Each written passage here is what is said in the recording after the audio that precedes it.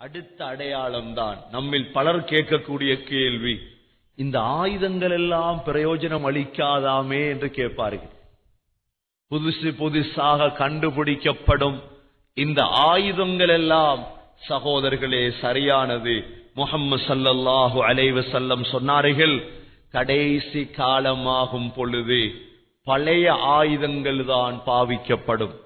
பழைய ஆயுதங்கள் என்றால் வாள்களும் கத்திகளும் கேடயங்களும் தான் பாவிக்கப்படும். அனைத்து ஆயுதங்களும் செயலிழந்துவிடும். கடைசி காலமாகும் பொழுது அனைத்து ஆயுதங்களும் செயலிழந்துவிடும். ஸல்லல்லாஹு அலைஹி வஸல்லம் கூறிய ஹதீஸ் முஸ்லிமில் பதிவு செய்யப்பட்டிருக்கிறது. சகோதரர்களே, அடுத்த அடையாளம் இன்று உங்களுக்கு தெரியும், பலஸ்தீனில் சண்டை நடக்கிறது. பலஸ்தீனுடைய பள்ளிவாசல் விடயத்தில் பிரச்சனை நடக்கிறது. இந்த பைத்துல் மக்திஸ் திரும்ப கட்டப்படும். கட்டப்படுவது மாத்திரமல்ல சகோதரர்களே,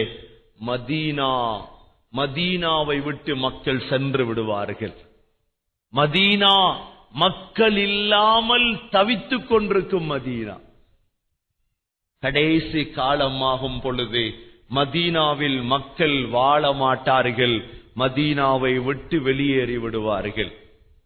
மதீனா வெளியேற்றும் நல்லவர்களுக்கு மாத்திரம்தான் கடைசி காலத்தில் மதீனாவுக்கு போய் வாழலாம்.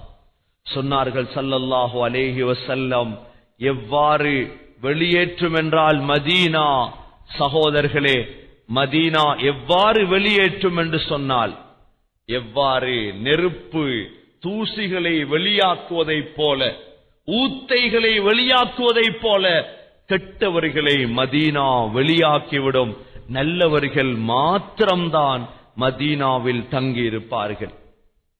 அடுத்தொரு அடையாளம் சகோதரர்களே, அடுத்த அடையாளம் மலைகள் இருந்த இடங்களிலிருந்து நகர ஆரம்பிக்கும். பெரும் பெரும் மலைகள் உடைத்தெடுக்கப்பட்டு கடலில் போடப்படும் என்றும் சொல்லலாம். பெரும் பெரும் மலைகள் எல்லாம் அந்த இடத்திலிருந்து இடம் மாற்றம் எடுக்கும். சொன்னார்கள் ஸல்லல்லாஹு அலைஹி வஸல்லம், லா தகூமு ஸாஅ ஹத்தா தஸூலல் ஜிபாலு அன் அமாகினிஹா. மலைகள் அந்த இடத்திலிருந்து நகர்ந்து விடும். தானாகவும் நகரலாம், மக்கள் உடைத்தும் இல்லாமலாக்கலாம். கியாமத்துடைய அடையாளம் இவைகளாக ஸல்லல்லாஹு அலைஹி வஸல்லம் கூறி காட்டினார்கள். சகோதரர்களே, அது மாத்திரமல்ல, மிருகங்கள் மக்களோடு பேச ஆரம்பிக்கும். மனிதனுடைய சாட்டை, மனிதன் கையில் வைத்திருக்கும் சாட்டை மனிதனோடு பேச ஆரம்பிக்கும். செருப்புடைய வார் மனிதனோடு பேச ஆரம்பிக்கும். மனிதனுடைய தொடை மனிதனோடு பேசும். இந்த நான்கும் நடக்கும். முதலாவது மிருகங்கள் மனிதனோடு பேசும். இரண்டாவது சாட்டை மனிதனோடு பேசும். மூன்றாவது செருப்புடைய வார் மனிதனோடு பேசும். நாலாவது சகோதரர்களே, ஒரு மனிதனுடைய தொடை அவனோடு பேசும். ஸல்லல்லாஹு அலைஹி வஸல்லம் இந்த நாளுக்கும் விளக்கம் சொன்னார்கள். அதாவது எவ்வாறு மிருகங்கள் மனிதனோடு பேசும். இது நபியுடைய காலத்திலும் நடந்தது. ஒரு ஆட்டிடையன் ஆடுகளை மேய்த்துக் கொண்டிருந்தார். ஒரு ஓநாய் வந்து ஒரு ஆட்டை பிடித்தது. உடனே அந்த இடையன் அந்த ஓநாயை துரத்தி சென்றான் ஆட்டை பறிப்பதற்காக. உடனே அந்த ஓநாய் அரபியில் பேசியது. அரபியில் பேசிய ஓநாயை பார்த்து ஆச்சரியம் அடைந்தான்.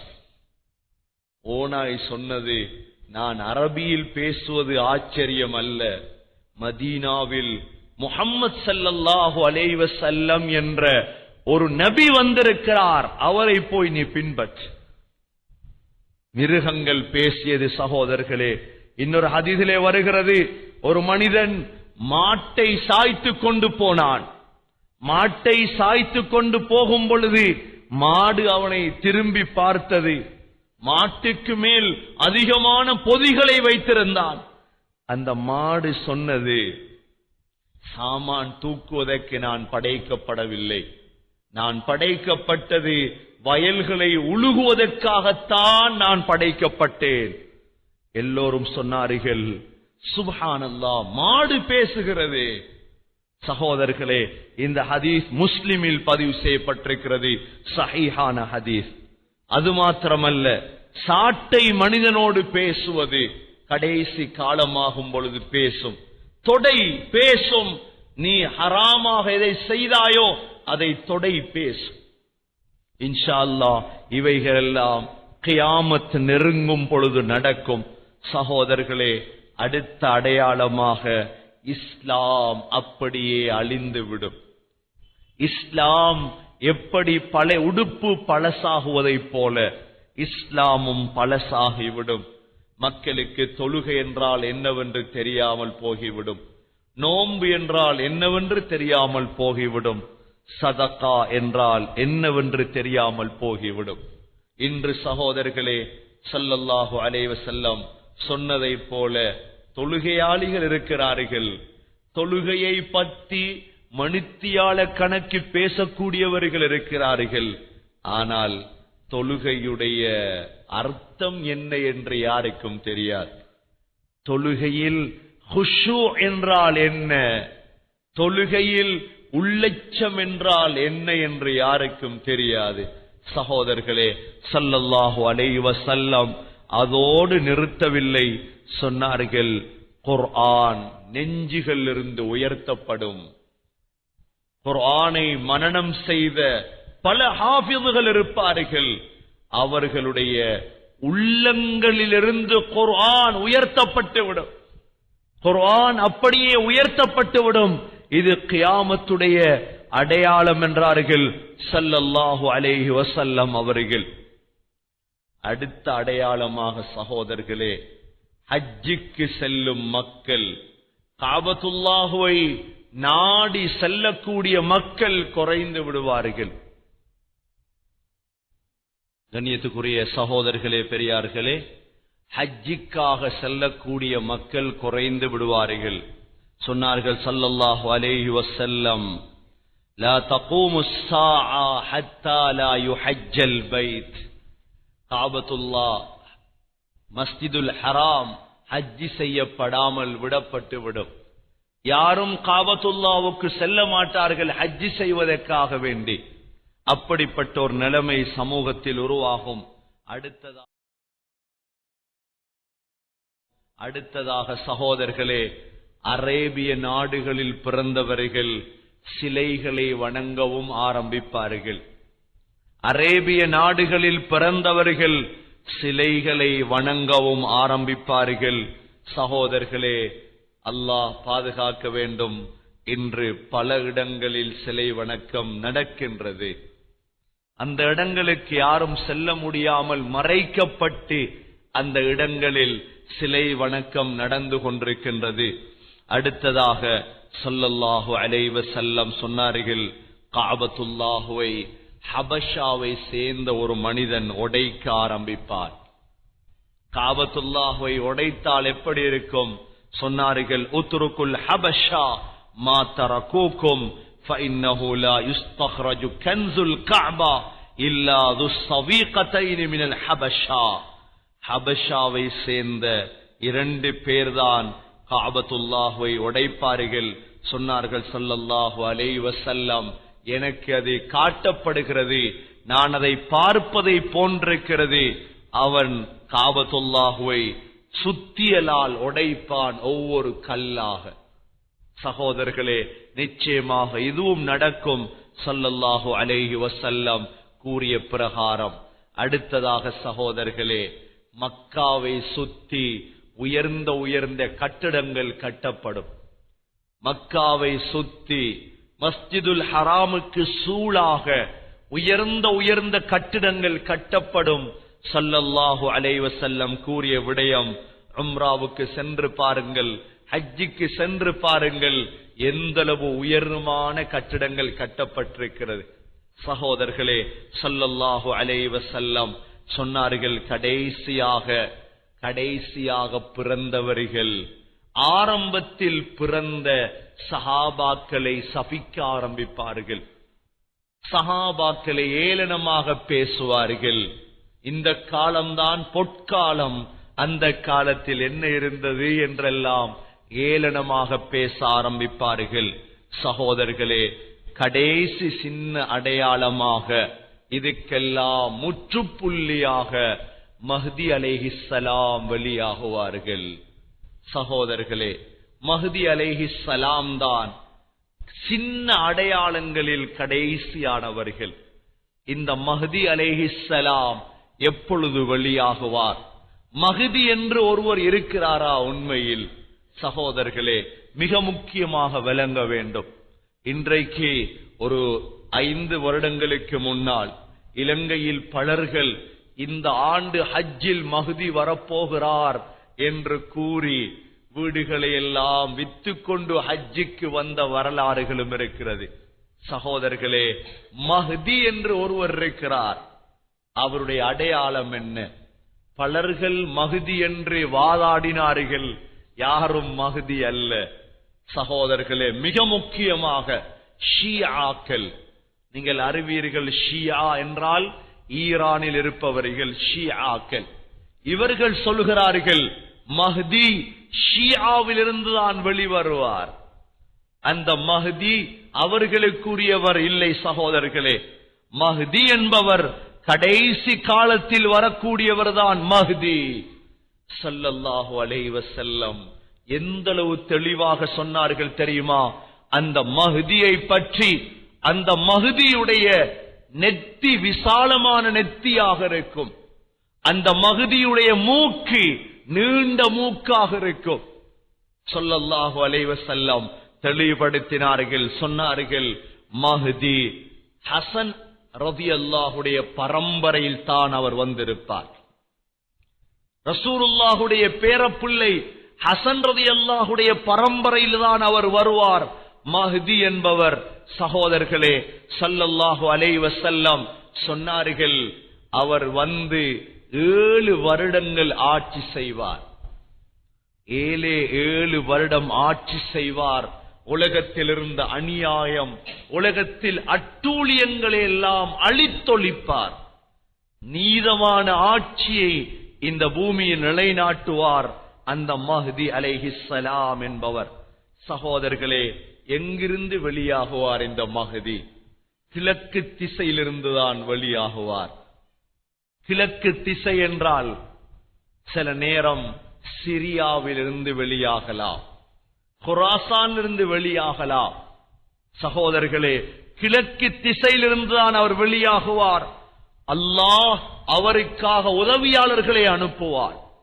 எப்பொழுது வெளியாகுவார்? சகோதரர்களே, மக்கள் எல்லாம் காபத்துல்லாஹுடைய பொக்கிஷம் இருக்கிறது காபாவுக்குள்.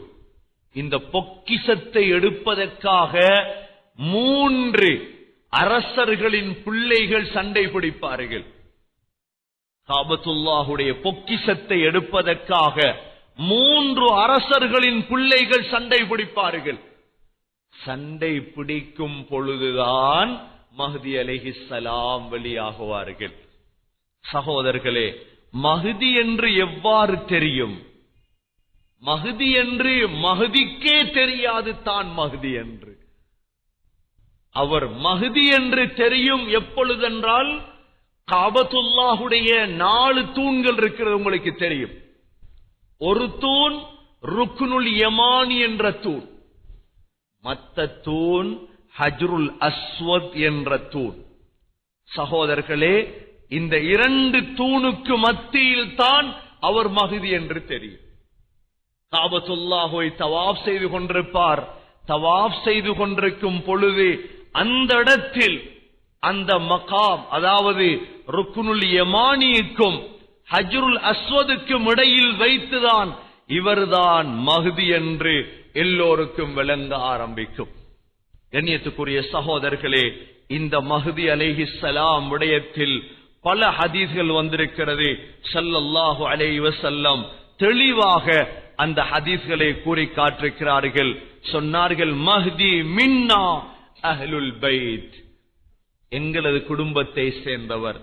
ஒரே ஒரு இரவில் அல்லாஹ் அவருக்கு ஆட்சியை கொடுத்து விடுவான், ஹிலாஃபத்தை கொடுத்து விடுவான். ஒரே ஒரு இரவில் அல்லாஹ் ஹிலாஃபத்தை கொடுத்து விடுவான். சகோதரர்களே, அந்த மஹ்தி அலைஹிஸ்ஸலாம் இந்த பூமிக்கு வந்தால் சொன்னார்கள், அவருடைய பெயரும் என்னுடைய பெயரும் ஒன்றாக இருக்கும்.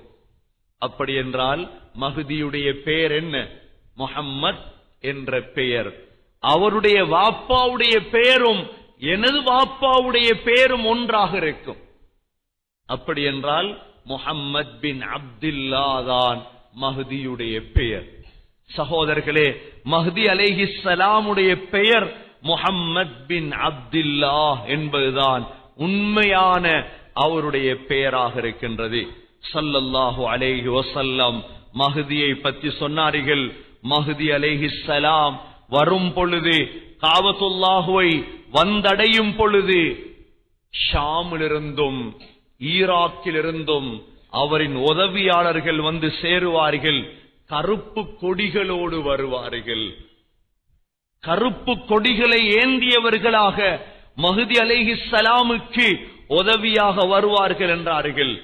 சகோதரர்களே, மஹ்தி அலைஹிஸ்ஸலாம் வந்த சமயம் முஸ்லீம்களில் ஒரு கூட்டத்தினர்கள் மக்காவுக்கும் மதீனாவுக்கும் இடையில் உள்ள ஒரு பாலைவனத்தில் முஸ்லீம்களில் பெரும் கூட்டத்தினர்கள் பூமிக்குள் உள்வாங்கப்படுவார்கள். அதையும் ஸல்லல்லாஹு அலைஹி வஸல்லம் சொன்னார்கள். மஹ்தி அலைஹிஸ்ஸலாம் வந்திருப்பார்கள்.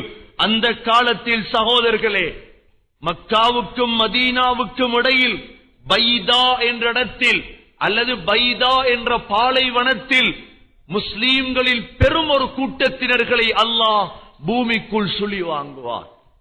சகோதரர்களே, இந்த மஹ்தி அலைஹிஸ்ஸலாம் வரலாற்றில் பலர்கள் தான் மஹ்தி என்று வாதாட்டம் செய்தார்கள். அதில் மிக முக்கியமானவர்கள் தான் ஷியாக்கள். இந்த ஷியாக்கள் சொன்னார்கள், ஹசன் அஸ்கரி என்பவர் தான் மஹ்தி என்று வாதாடினார்கள். சகோதரர்களே, முக்தார் என்பவர் தான் மஹ்தி என்று கூறினார். இவ்வாறு பலர்கள் தாங்கள் மஹ்தி என்று வாதாடினார்கள். ஆனால் உண்மையான மஹ்தி அலைஹிஸ்ஸலாம் இன்னும் வெளிவரவில்லை. ருக்னுல் யமானிக்கும் மகாம் இப்ராஹிமுக்கும் இடையில் இவர்தான் மஹ்தி என்று எல்லோரும் பைஅத் செய்வார்கள். அவருடைய கை மீது பைஅத் செய்வார்கள். அப்பொழுதுதான் மஹ்தி என்று அறியப்படும். சொன்னார்கள் ஸல்லல்லாஹு அலைஹி வஸல்லம், தவண்டாவது சென்று மஹ்தியுடைய கையில் பைஅத் செய்து விடுங்கள். தவண்டாவது சென்று, பனிக்கட்டிகள் மீது தவண்டாவது சென்று மஹ்தியை கண்டுகொள்ளுங்கள் என்றார்கள் ஸல்லல்லாஹு அலைஹி வஸல்லம் அவர்கள். சகோதரர்களே, இதுதான் சின்ன அடையாளங்களில் கடைசி அடையாளமாக இருக்கிறது.